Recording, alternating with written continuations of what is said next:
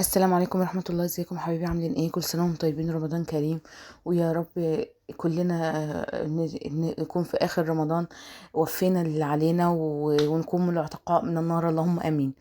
راجعين لكم بقى بوصفة الترند المكشوفة. في المكسوفة وفي المكشوفة، انا عملت لكم المكشوفة. حاجة كده صراحة هي خيال، وهم. طعمها حلو جدا، بس صراحة ما تستاهلش المبلغ اللي بيتقال عليه 650 و750 و800 ده خالص. احنا عملناها بأقل المقادير وما خدتش معانا حاجة خالص، وطالعة طعمها يجنن.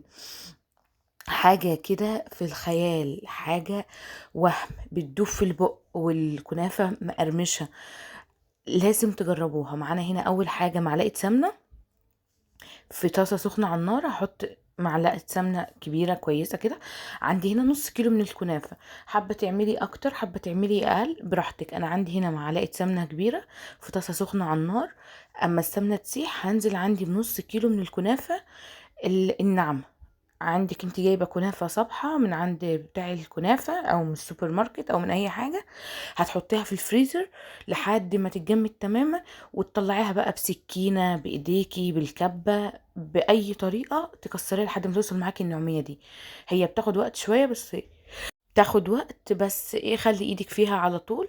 لو عايزه تعمليها في الفرن مفيش اي مشكله، بس انا استسهلت وعملتها على النار لحد ما توصل للون البني الجميل الخطير اللي انتم شايفينه ده.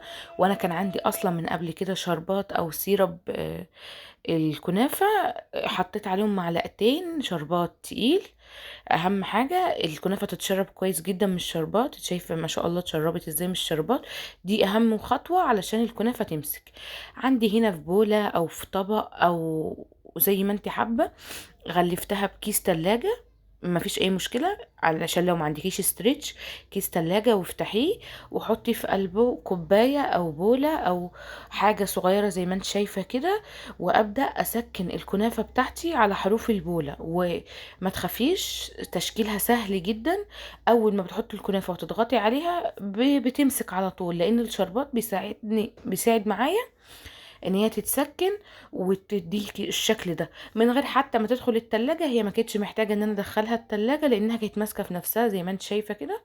بقى اسكنها كويس وبقى الف الحروف بتاعتي كويس زي ما انت شايفة. والله ما كانت محتاجة دخول تلاجة، بس على ما نخلص باقي الخطوات دخليها التلاجة، ما فيش اي مشكلة. حاجة سهلة جدا. هي خطوات بس في الاخر بتطلع لك حاجة كويسة جدا، وبتطلع لك حلوة حلوة جدا جدا جدا. هدخلها التلاجة تمسك شوية على ما نعمل الكريمة بتاعتنا او الكريم باستري. عندي هنا الكريم شانتيه، حطيت عليه معلقة كريم باستري باودر من عند اي حلواني او سوبر ماركت. عندي هنا كوباية لبن متلج، انا حطيت نصها، محطتهاش كلها. انا ما بحبش اغامر صراحة في الكريم شانتيه حتى لو انا واثقة فيه وهو ماركة ومعروف. إيه، ما احطوش كله، حطيت نص كوباية اللبن المتلج متلج. وبضرب، احتاج مني لبن بزوده، ما احتاجش مني لبن يبقى انا كده في المضمون. افضل اضرب لحد ما يديني قوام متماسك ومعجون تقيل زي ما انت شايفه كده. بفضل اضرب، ما بياخدش حوالي 5 دقايق او 10 دقايق ضرب بالمضرب الكهرباء او لو عندك عجان. زي ما انت شايفة كده، اول ما اوصل للقوام ده والاقيه بيرفع معايا بوز كده، يبقى هو خلاص كده انا وصلت للقوام المظبوط. مش عايزة اي حاجة تاني. هنا عندي انا وصلت للقوام المظبوط. لو الكريم شانتيه بتاعك خام، ضيفي مع السكر حسب الرغبة. اكياس او محلى براحتك. عندنا هنا الكريم باستري اللي احنا عملناها، كنت حطاها في التلاجة. هنزل لكم الفيديو بتاع الكريم باستري بتاعه، بروحوا شوفوه. سهل جدا، كريمة غنية جدا، حلوة وطعمها تحفة. مفيش احلى ولا اسهل ولا اطعم من كده، مفيش اسهل من كده. حاجة من ورا الخيال. هنزل لكم طريقة الكريم باستري علشان اللي عايز يعملها في فيديو، وهضيف لكم اللينك في صندوق الوصف. الكريمة تحفة لوحدها، هي طريقة الكريم باستري في البيت من غير بيض ومن غير ما اشتريها باودر. بس انا حبيت اعزز الطعم وحطيت معلقة باودر. عندي هنا زي ما انت حابة، بس طبعا بتعملي حاجة في البيت حاجة كويسة. كتري فراولة، انا كان عندي حوالي نص كيلو فراولة. حطيته على كمية الكريمة وكمية الكريم شانتيه بتاعتي، حاجة كده طعمها لوحدها تتاكل تحفة. أنا بنتي كانت بتاكلها بالمعلقة، حاجة كده من ورا الخيال. هنا خلاص انا طلعت الكنافة من التلاجة، ما كانتش اصلا محتاجة ان هي تدخل التلاجة. زي ما انت شايفة متماسكة جدا، ما بتتكسرش معايا، ما بتتهريش، مش سايبة من نفسها، حاجة تحفة. حسب الرغبة بقى التزيين، انا حبيت ازينها كده بحبات الفراولة، اغطي الوش بتاعها الاول بالفراولة. طبعا احنا بنعمل حاجة لينا، حاجة كويسة، حاجة مميزة. التزيين ده حسب الرغبة. انزل بقى بالكريم بتاعتي او الخلطة بتاعتي، حاجة خيال، لازم تجربوها. هو ده الترند اللي قالب السوشيال ميديا، المكشوفة والمكسوفة وطاقية السلطان. ان شاء الله هعمل معاكم طاقية السلطان.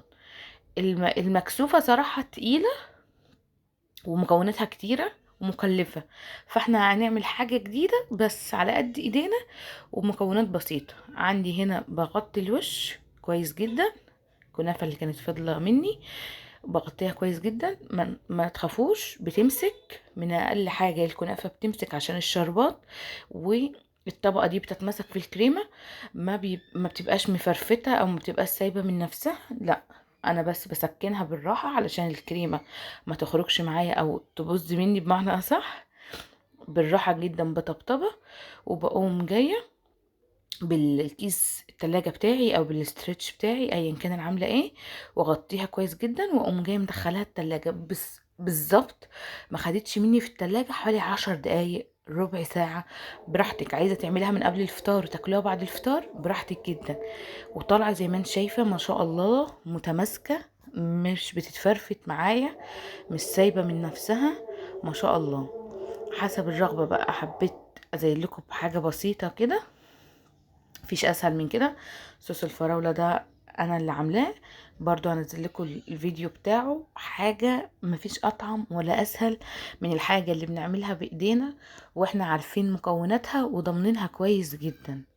حاجة تستاهل بقكم. استنى تجربوها وتقولوا لي في التعليقات. وانا رانيا، لو بتشوفوني لاول مرة دي قناتي، ما تنسوش اللايك والاشتراك، وتدخلوا شوفوا الفيديوهات بتاعتي وقولوا لي رأيكم فيها. حاجة كده غنية بتدوب في البق، حلوة جديدة، حاجة جديدة غير الكنافات والطريقات والطرق التقليدية اللي احنا متعودين عليها. مفيش احلى ولا اسهل ولا اطعم من كده. مستنية تعليقاتكم، مستنية تجربوها.